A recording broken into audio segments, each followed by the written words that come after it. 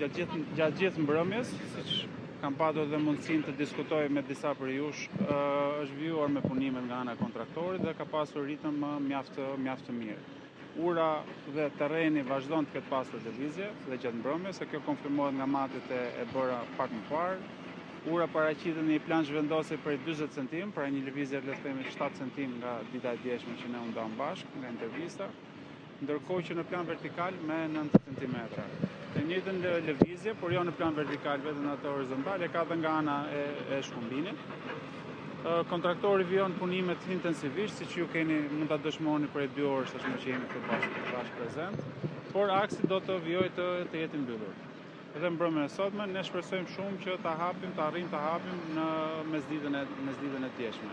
Dhe vonesat, ma lejoni ta theksoj këtë, që nuk janë për shkak të këtij bypassi, sepse ky bypass po ecën shumë mirë, por ne po bëjmë një bypass sekondar, pak më sipër, duke qenë që kontraktori është prezent me punimet aty, dhe kjo për të siguruar vjeshmëri trafikut për çfarë do lloj eventi që do ndodhi këtu. Jemi në pritje nga rezultatet, konkluzionet dhe rekomandimet nga Shërbimi Gjeologjik Shqiptar, i cili ishte prezent këtu. Janë bërë 3 sonda, 3 sondime. Dhe rezultatet paraprake tregojnë që ka një plan rrëshqitje deri në 7 metra, gjë të cilën për ne është pozitive për masat, le të themi, për veprimet që ne mund të marrim më vonë.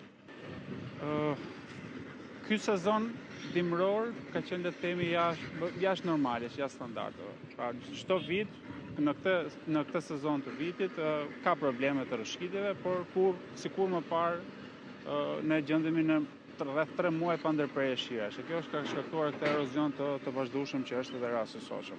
Të atyre 2 ditëve kam pasur mundësinë, le të themi, të shoh disa insinuata nga media apo portale të caktuara që e kanë referuar problemin të lidhur me punimet në lum.